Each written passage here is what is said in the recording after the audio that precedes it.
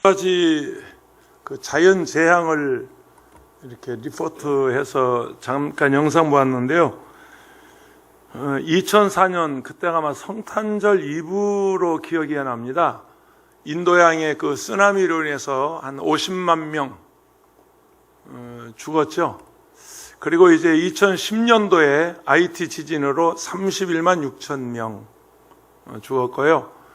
이제 그 후에 본 건 이제 그 구제역, 조류 인플루엔자, 우리 대한민국에서 일어난 그런 자연재앙을 잠깐 보았는데, 오늘 설교 제목하고 연관이 있어서 화상을 보았습니다.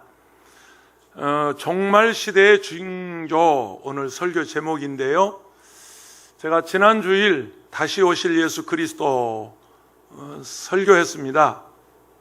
고난주간부터 부활주일, 그 부활 후 첫 주일, 그리고 부활주 이제 두 번째 주일, 그리고 오늘 이제 그러면 그 종말 시대의 징조가 무엇인가 하는 얘기를 하려고 제가 준비를 했습니다.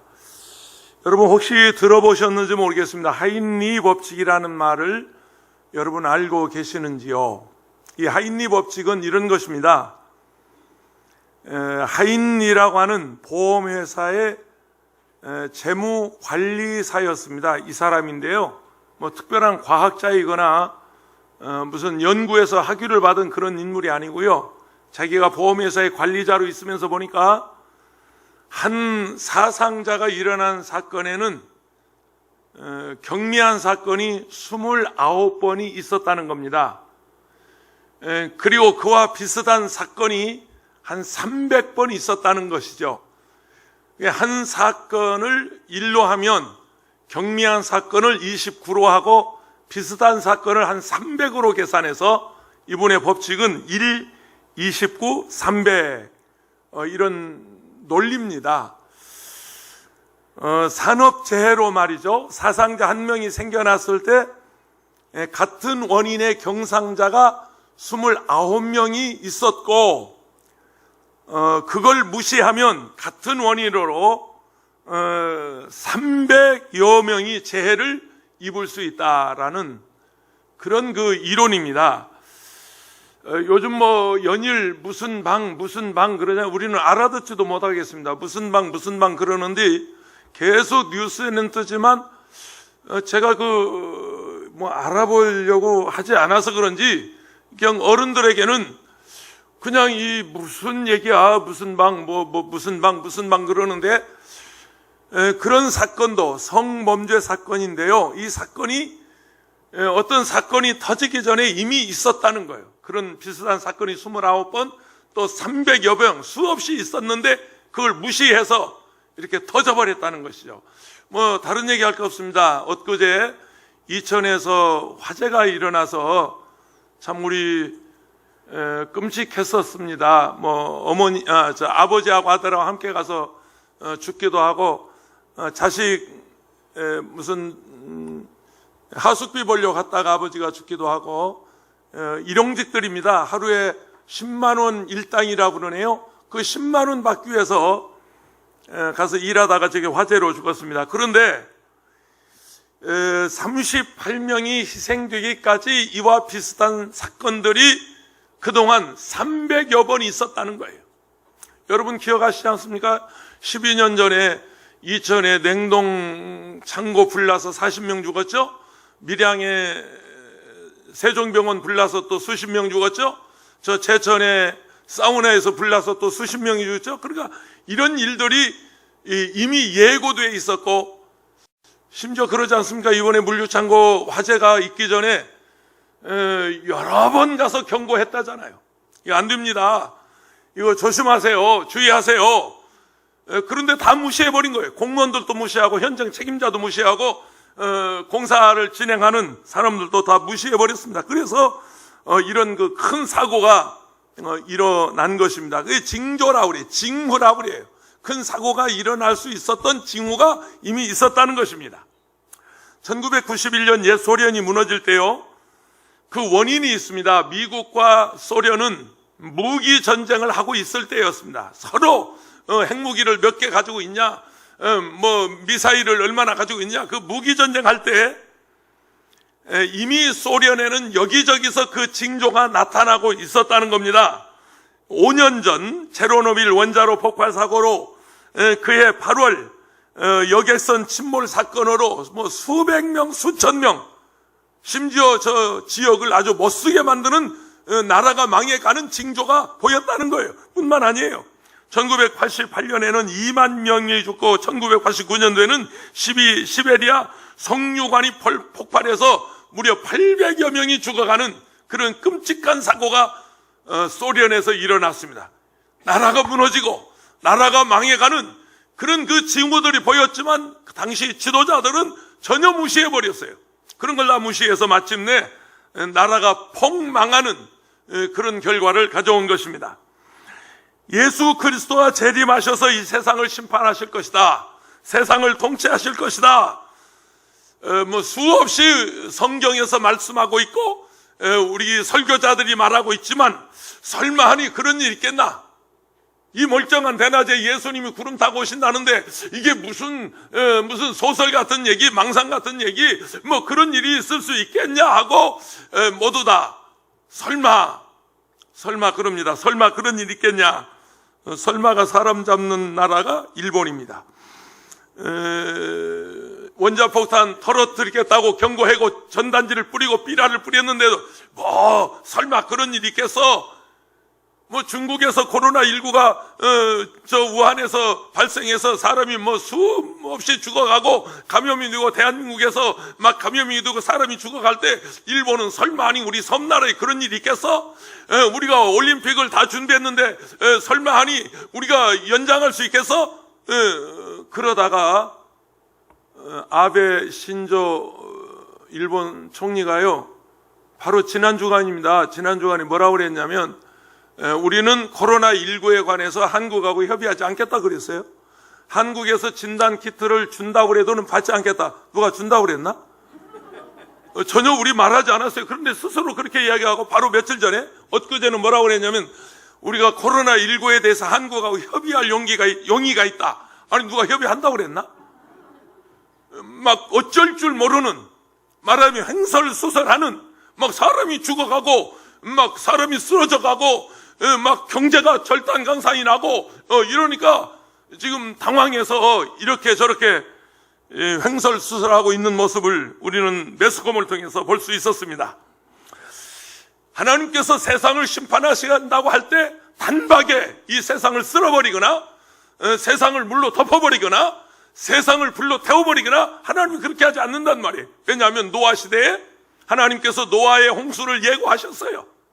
창세기 6장에 보면 하나님께서 그 땅에 악이 관영하여 세상에 가득하여 하나님이 사람 지었음을 한탄하사 이 사람들을 다 쓸어버리겠다, 싹 쓸어버리겠다, 하나님이 그렇게 예고하시고도 노아를 통해서 방주를 짓게 하셨습니다. 아무도 믿지 않았어요. 아니 세상을 쓸어버리다니, 세상을 물로 덮어버린다니, 이게 무슨 뚱딴지 같은 소리야. 더군다나 노아는 하나님께서 세상을 심판하시는데 방주를 지으라고 그랬다고 저 산 중턱에 올라가서 아라라산 그 높은 데 올라가서 잣나무를 꺾어서 방주를 짓고 있으니까 사람들은 그랬습니다. 아무래도 저 할아버지 정신 이상자 같다고, 아무래도 또라이 같다고, 아니 멀쩡한 내 날에 이 세상을 하나님이 물로 심판한다니 저게 무슨, 그리고 방주를 지려면 바닷가에 가서 지어야지 산 꼭대기에 올라가서 배를 짓는 저런 멍충이가 어딨냐고 아마 그 노아 할아버지가 김원철 목사만큼 상당히 무식했던 것 같습니다.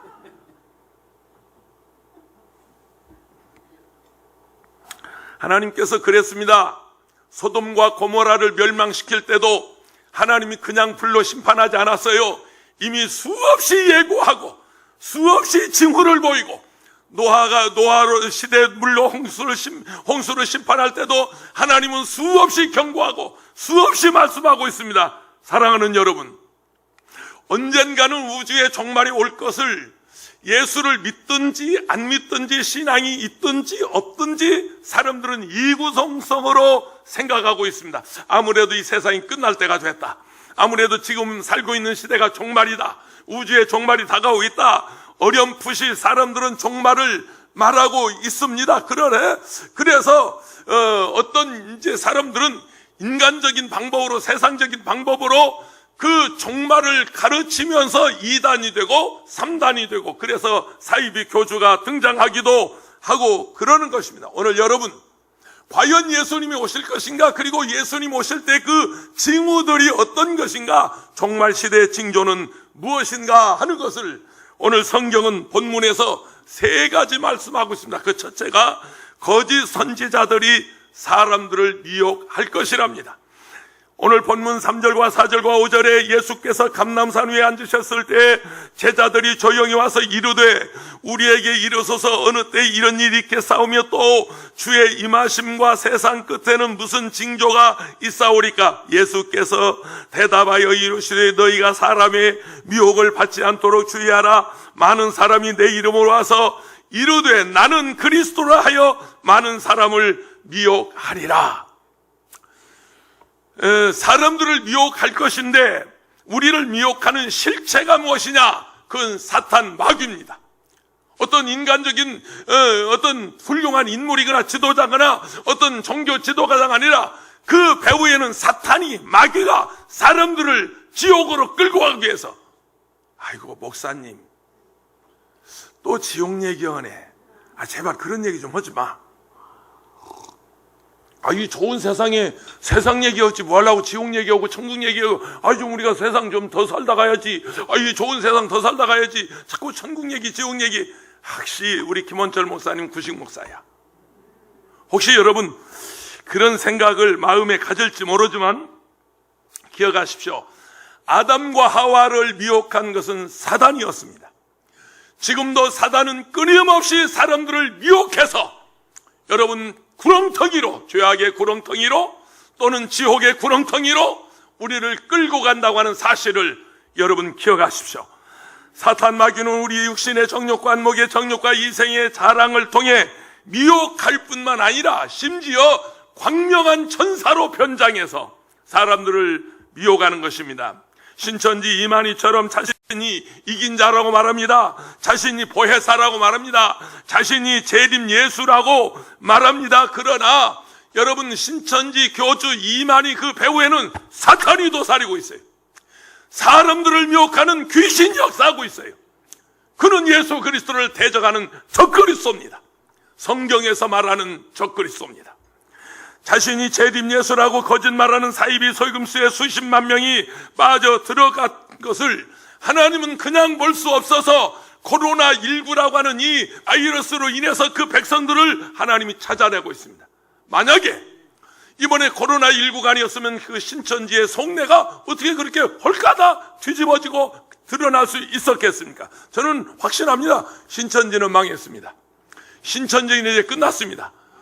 지금 이렇게 뒤집어졌는데도 거기를 따라가는 사람은 그건 제정신 아닙니다. 그건 귀신에게 씌운 사람이고 그것은 완전히 마귀 자식이고 그건 버린 자식이지.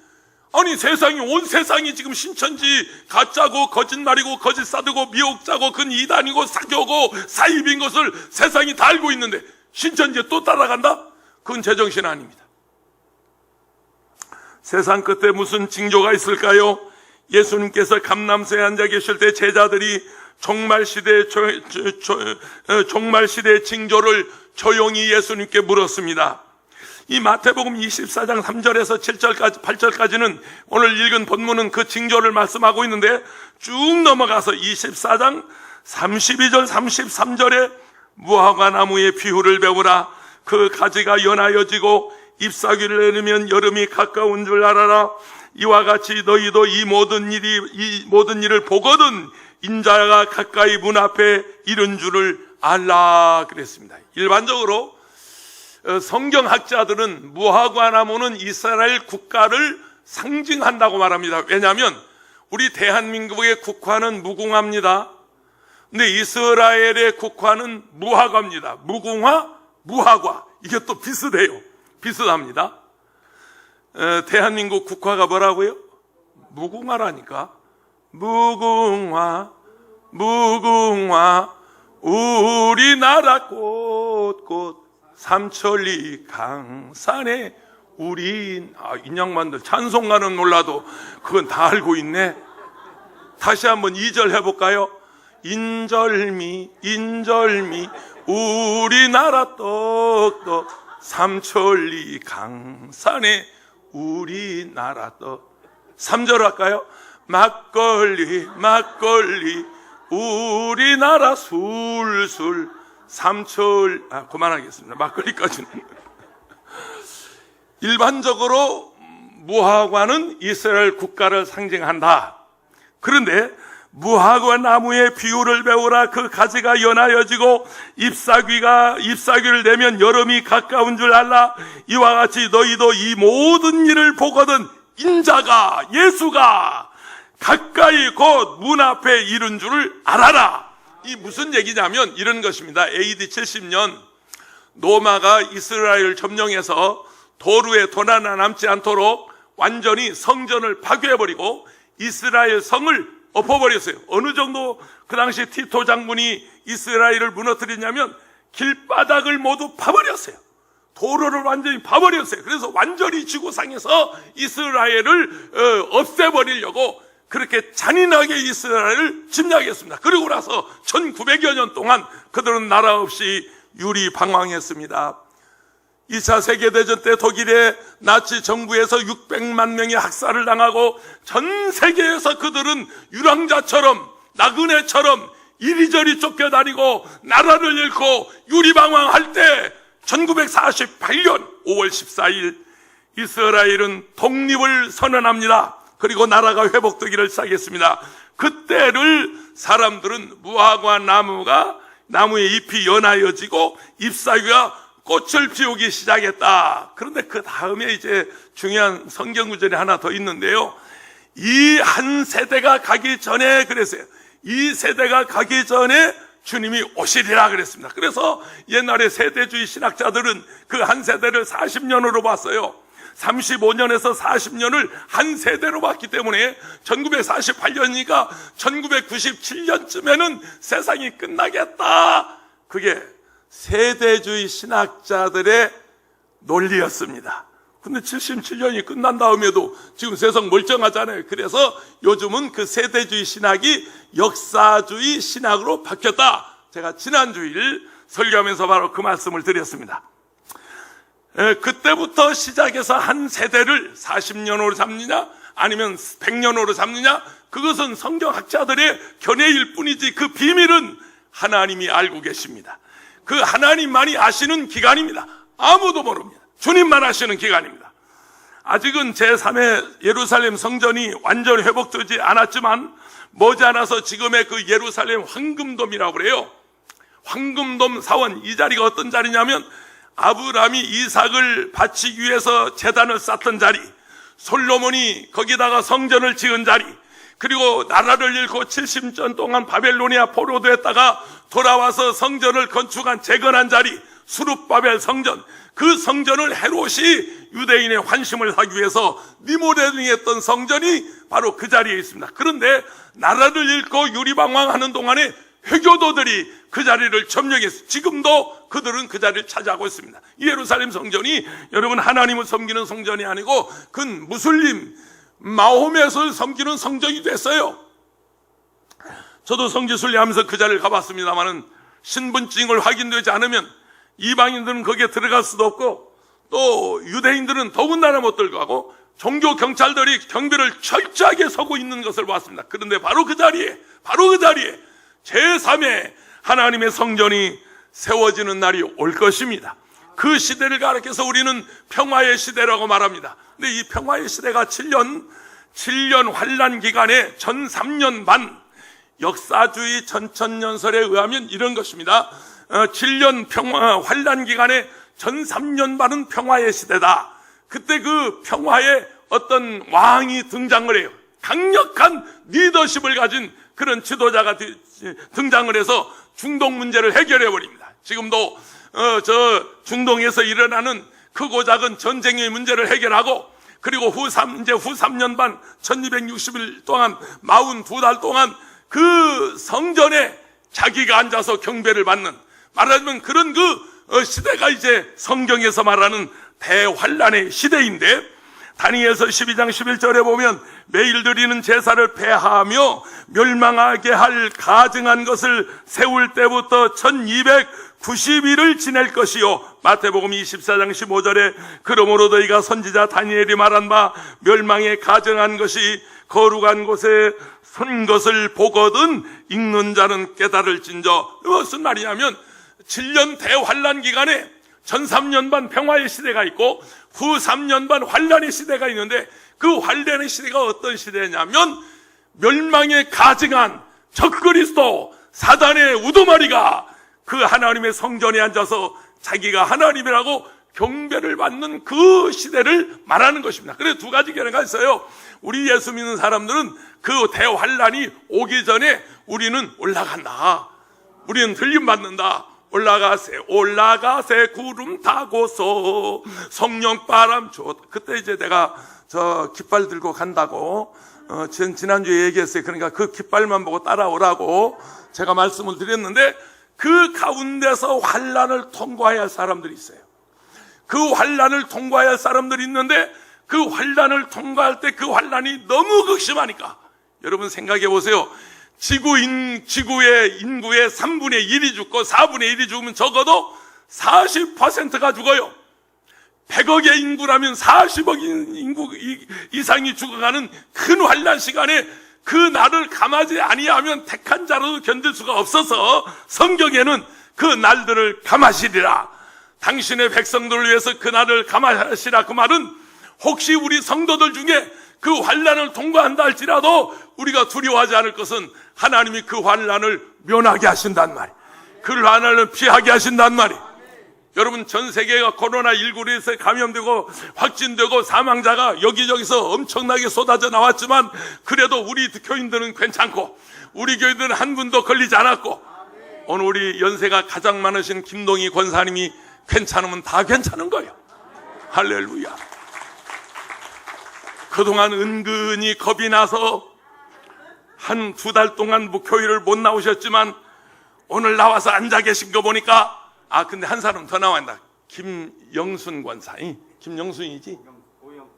아니, 여기 여기 앞에 맨, 아니, 이 맨 앞살이 김옥순. 거기가 나와야 이제 맞아 나옵니다. 여러분, 온 세상이 코로나 다 감염이 되고 확진이 되고 사망자가 지금 수만 명 세상에서 죽었지만 우리 성도들 괜찮습니다. 우리 교인들 안전합니다. 할렐루야. 우리가 온라인 예배 드리지 않았어도, 우리는 한 주도 예배를 쉬지 않았어도, 계속 오프라인 현장 예배를 드렸어도 하나님이 우리를 보호하십니다. 하나님이 우리를 지켜주십니다. 아멘. 적어도 그런 믿음은 가지고 살아야 그래도 여러분 그리스도인이지, 그냥 쫄아가지고 오늘 교회 나갔다가 걸리면 어떡해. 남편이 또 한마디 하네. 너 만약에 교회 나가서 걸리기만 하면 너 죽여버려. 겁이 나서 못 나와. 또 자식들이 뭐라고 하네. 엄마 오늘 교회 갔다 걸리면 엄마만 죽는 게 아니고 우리 다 죽어. 신세하라세요. 부들부들 떨어가지고 못 나온 사람이 오늘도 7사람이에요. 여러분, 대환란의 날이 길어지면 땅의 모든 육체가 살아남을 자가 없어서 하나님은 자기의 택하신 자들을 위해서 그 날들을 감해 주시리라. 할렐루야. 하나님 우리를 배려하시는 분이고 우리를 지켜주시는 분이고 우리를 보호해 주십니다. 두 번째 종말의 징조입니다. 분쟁과 싸움이 일어날 것입니다. 24장 6절 7절 8절입니다. 난리와 난리의 소문을 듣겠으나 너희는 삼가 두려워하지 말라. 이런 일이 있어야 하되 아직 끝은 아니니라. 민족이 민족을, 나라가 나라를 대적하여 일어나겠고 곳곳에 기근과 지진이 있으리니 이 모든 것이 재난의 시작이니라. 이스라엘과 팔레스타인 그 하마스 세력 간의 무력 충돌로 여러분 수많은 사상자가 일어나고, 여러분 시리아 내전으로 인해서 여러분 지금도 수년째 시리아의 난민들이 여러분 길거리에서 방황하고 있지 않습니까? 나라를 잃어버리고 가족을 잃어버리고 자식을 잃어버리고 여러분 얼마나 많은 사람들이 고통을 날 뿐만 아니라 종말 시대가 다가올수록 전쟁의 소문이 커지겠고 난리의 소문이 들리겠고 지구촌에는 전쟁과 테러와 여러분 자연 재앙과 인재 재앙이 끊임없이 나타날 것을 예견하고 있습니다. 여러분 며칠 전에 일어난 여기 이천의 화재 사고는 그건 사람들이 잘못해서 일어난 인재라고 말합니다. 강원도 산불이 인재였습니다. 집안에서 불이 일어나서 산을 다 태웠고 안동에 산불이 그랬고 호주에 산불이 그랬고 여러분 호주에 폭우가 그랬고 이런 사건들은 대부분 인재였습니다만은 아까 영상에서 본 저 인도양의 그 쓰나미 같은 것은 사람이 감당할 수 없는 무려 48만 명이 죽어가는 그런 엄청난 자연재해. 여러분 IT 지진을 해서 31만 6천 명이 여러분 죽지 않았습니까? 여러분 구제역, 저는 그 구제역이 있을 때마다 저는 그런 생각을 했습니다.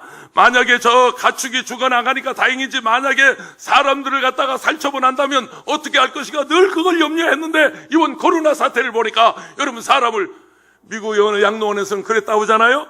열 몇 명이 집단 감염이 되니까 직원들이 다 도망가 버렸어요.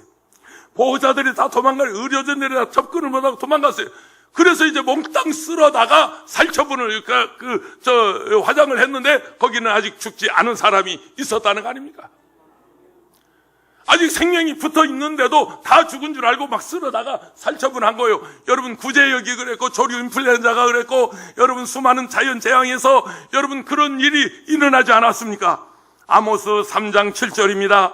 주 야훼께서 자기의 비밀을 그 종 선지자들에게 보이지 아니하시고는 결코 행하심이 없으시리라. 하나님은 심판하실 때 누군가에게 보여주지 않고 행하시지 아니했습니다.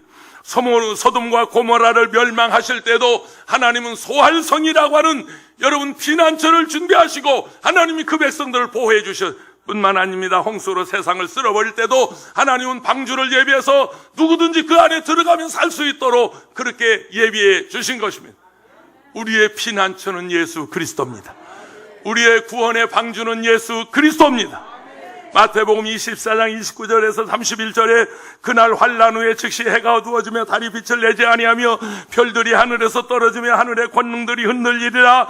그때 인자의 징조가 하늘에서 보이겠고 그때 땅의 모든 족속들이 통곡하며 그들이 인자가 구름을 타고 능력과 큰 영광으로 오는 것을 보리라. 그가 큰 나팔 소리와 함께 천사들을 보내리니 그들이 그의 택하신 자들을 하늘 이 끝에서 저 끝까지 사방에서 모으리라.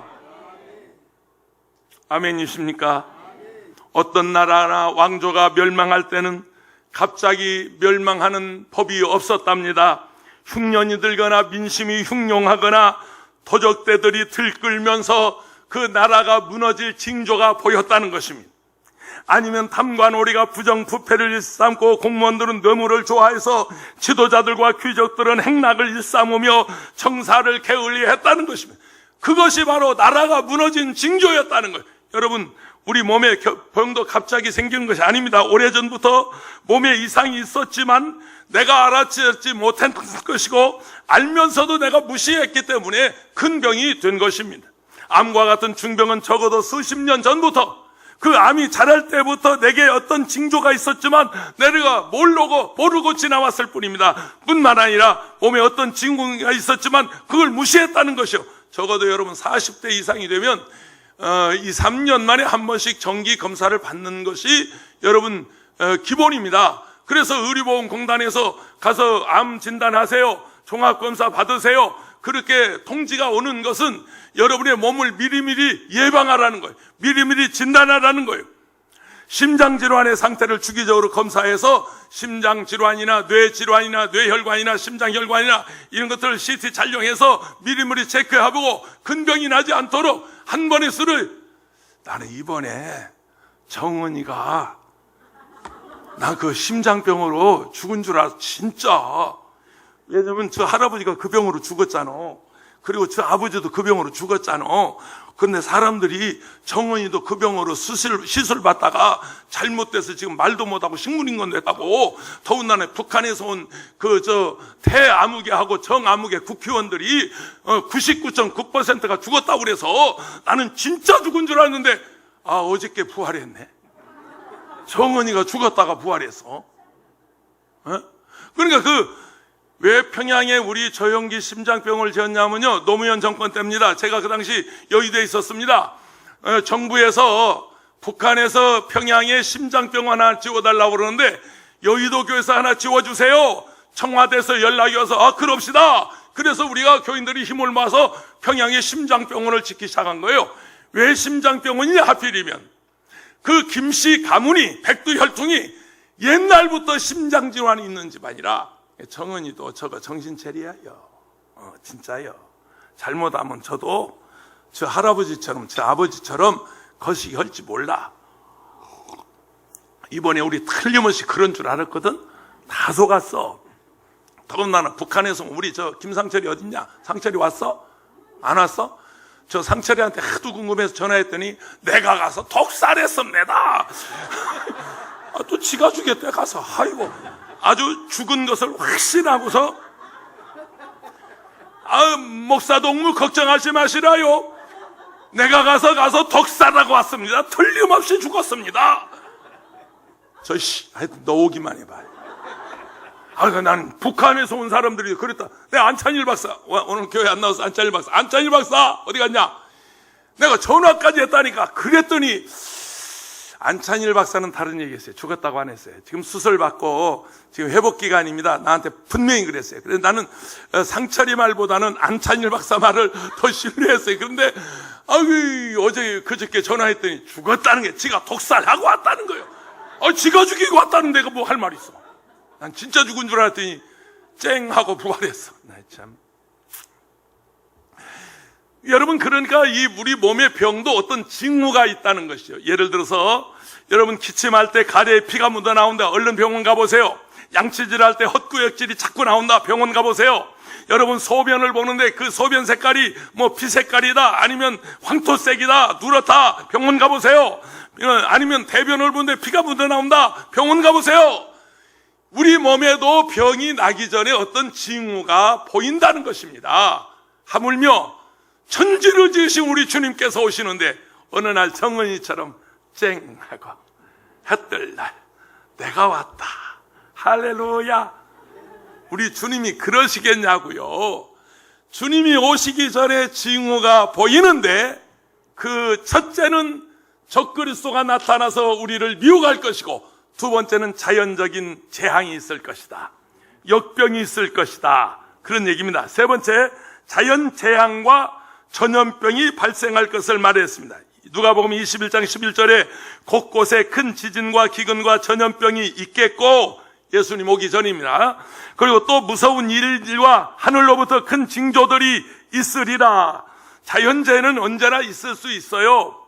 그렇지만 요즘들은 사람들이 잘못해서 자연재해라기보다는 강원도 산불이나 저 이천의 화자 사건이나 이런 또 호주의 산불이나 이런 것들은 인재입니다. 사람들이 잘못해서 불이 난 것이죠. 그러나 자연적인 재해는 아까 스크린에서 본 것처럼 인도양의 쓰나미 같은 거 자연재앙이죠. 저 IT 지진 같은, 여러분 IT 지진이 31만 6천 명이 죽었는데 인구 100만 명밖에 안 됩니다. 그 IT의 인구 100만에서 3분의 1이 죽어버렸어요. 그 지진으로 인해서. 여러분, 그런 자연재해 재앙이 일어날 것을 말하고 있습니다. 그러나 이 자연재앙은 그것으로 끝나는 게 아니에요. 온실가스로 인해서 지구온난화 현상, 이것도 자연재앙입니다. 엘니뇨 현상, 자연재앙입니다. 빙하가 녹아서 해수면이 불어나는 거, 그래서 섬이 물속에 가라앉는 거. 사람들이 그러잖아요. 일본은 앞으로 몇십 년 후에 바다에 가라앉고 말 것이다. 왜 그런 말이 가능하냐면 해수면이, 저 빙하가 녹아서 이 태평양에 물이 불어나기 시작해. 그래서 적은 섬들이 인도네시아 어떤 섬이 가라앉고 인도네시아 어디 섬이 가라앉고, 그러면 머지않아서 섬나라 저 일본도 나 차마 말 못해요. 서로 이웃나라 정부 치고 살았는데 저것들 가라앉으면 어떻게 하겠어? 그러니까 가라앉지 말고 회개하고 예수 믿어야 해요. 가라앉기 전에 회개하고 예수 믿어야 해요. 특별히 아베가 회개하고 예수 믿어야 해요. 아니 누가 진단 키트 준다고 그랬어? 줘도 안 받는다고 지가 먼저 말했어. 아니 누가 우리가 협력한다고 그랬어? 아무 말 안 해서 우리는 이 땀 물고 있었어. 그런데 이 코로나19에 대해서 대한민국하고 협력할 용기가 있다. 그전에는 또 그렇게 말을 했어. 그러니 어떻게든 저것들이 오래 살아가지고 회개하고 예수 믿어야지. 죽기를 바라면 안 돼. 여러분, 몇 년 전에 그 구제역 발생했을 때요, 제가 오살리에 있었습니다. 오살 기도원 원장으로 있었어요. 바로 구제역이 발생한 동네가 그 파주시 말하자면 무슨 아주 유명한 동네가 있어요. 거기 소고기가 쌉니다. 그래서 소고기를 먹으러 거기 자주 갔거든. 그 뒤부터 지금 잘 안 가. 왜냐하면 내가 거기 떠나왔으니까.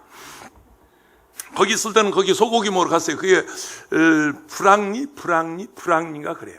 그 마을에서 일어났어요. 실제로 구제역이 거기서 발생했는데, 여러분, 이 구제역으로 인해서 당시에 345만 마리를 살처분했습니다. 2011년도 경기도 파주에서 발생한 구제역은 피해 규모가 어느 정도였냐면 345만 마리, 300마리가 아니고 345만 마리, 그러니까 400만 마리가 그냥 살처분하는 그런 끔찍한 사고였고요. 조류인플루엔자 AI라고 그러죠. 조류인플루엔자, 닭, 오리, 새, 그리고 호흡기 질환으로 조류인플루엔자로 걸리면 방법이 없었어요. 모두가 다 살처분했어요. 여러분, 이런 사건들을 보면서 14세기 유럽의 흑사병으로 1918년 스페인 독감으로 중앙아시아와 인도에서 당시 인구 3분의 1이 30%가 저렇게 처참하게 저기다 사람 시체입니다. 당시 그 흑사병에 걸려서 죽어간 저 성전에서 성전이고 관공서고 할 것 없이 시체가 그냥 쌓여버렸으니까. 인도에서 그랬으니까. 독감으로 해서 스페인 독감으로 당시 인도 인구 3분의 1이 죽었어요. 흑사병으로 유럽 인구 3분의 1이 죽었어요. 여러분, 스촨성 지진이 어떤 줄 아세요? 2008년입니다. 5월 12일 중국 스촨성의 지진으로 30만이 죽었어요. 이게 스촨성의 지진 현장인데요. 7.8도의 강진으로, 중국 30년 만에 최대 강진으로 기록된 그런 지진이었습니다. 그런데 이 지진이 일어나기 전에 이미 여러 번 징후가 있었다는 거예요. 광진이 일어나기 15일 전에 스촨성 옆에 있는 후베이시 은스시의 저수지에 담겨있는 약 8만 톤의 물이 순식간에 사라져버려. 땅에 갈라져서 물이 사라지고요. 지진 열흘 전 뜨거운 김이 하늘로 치솟으면서 지진 구름이 하늘을 덮어버리고 김이 갈라진 땅 사이로 치솟아 지진 기운이 벌써 보이기 시작했다는 거예요. 지진 3일 전에 수십만 마리 두꺼비가 집단으로 이동하는 장면을 목격하고 주민들은 당국에 신고했어요. 그랬더니 당국에서 하는 말이, 조치해달라고 했던 말이, 그 당시 북경올림픽으로 한참 바쁜데 그런데 신경 쓸 일이 없다. 이틀 비가 내려 수온이 상승하여 구름이 생긴 것이고 두꺼비는 산란기가 돼서 부화하려고 이동 중이니 국민 여러분 안심하라고 그렇게 당국에서 말했지만, 지진이 일어나서 30만 명 이상이 죽고 마는 끔찍한 사고가 일어난 것입니다. 결코 우연이 아닙니다. 이 지구에서 일어난 콜로라19를 비롯해서 이런 지진이나 자연재앙이 결코 우연이 아니라 종말의 징후요, 세상 말세의 징후요, 종말시대의 징표요. 그러면 우리는 어떻게 할 것인가? 정신 차려야죠. 할렐루야. 우리는 정신 차려야죠. 우리 신앙생활 잘해야죠. 깨어서 기도해야죠. 아멘. 그래서 내일부터 특별 새벽 기도회 일주일 동안 빡세게 하겠습니다. 지금 우리가 잠잘 때가 아니, 정신 차리고 기도해야 할 때예요.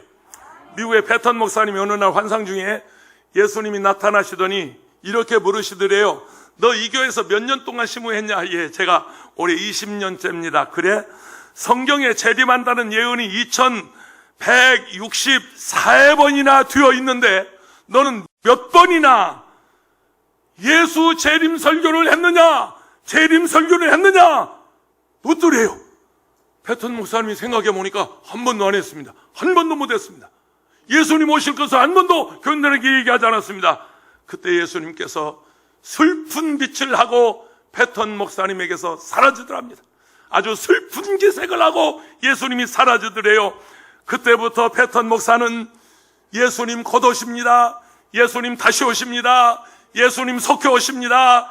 예수님의 재림에 관한 설교를 계속해서 했더니 나중에는 교인들이 목사님이 이제 재림 설교 좀 그만하라고 지겹다고 그렇게 말 나올 때까지 재림 설교했대요. 저는 다음 주에는 다른 설교 할 거거든. 그러니까 걱정하지 마시고. 한날 목사님이요, 주일 저녁 예배 시간이었어요. 집사님 한 분에게 나팔을 가지고 천장에 숨으라고 그랬어요. 그리고 둘이 짰어요. 예수님 곧 오십니다 하고 내가 외치면 천장에서 나팔을 부르라고 그랬어요. 하나님의 나팔 소리 천지 진동할 때 그 둘이 짜가지고 설교 중에 성도들이 예수님 금방 오십니다, 곧 오십니다, 다시 오십니다, 그 말을 듣자마자 천장에서 나팔 소리가 나는가, 막 성도들이 예배를 드리다 말고 허겁지겁 의자 밑으로 숨고 그냥 상 밑으로 숨고 커튼으로 숨고 막 이리저리 막 숨느라고 혼란이 일어났어요. 그리고 나서 위에 집사님 내려오라고 그랬어요. 나팔 가지고 내려왔어요. 성도들이 에이 하고 이제 다시 일어났어요. 그래서 성도들에게 물었습니다. 왜 숨었습니까? 왜 나팔 소리에 왜 숨었습니까? 성도들 하는 말이 부끄러워서 숨었습니다. 내가 부끄러워서 숨었습니다. 사랑하는 여러분, 주님 오시는 그날에 부끄럽지 않기를 축원합니다. 여러분 부끄러움 없이 주님 앞에 설 수 있기를 주의 이름으로 축원합니다. 사도행전 1장 12절에 이르되 갈릴리 사람들아 어찌하여 서서 하늘을 쳐다보느냐, 너희 가운데서 올려지신 예수는 하늘로 가심을 본 그대로 오시리라 하였느니라. 곧 오시리, 곧 오시리. 그만하겠습니다.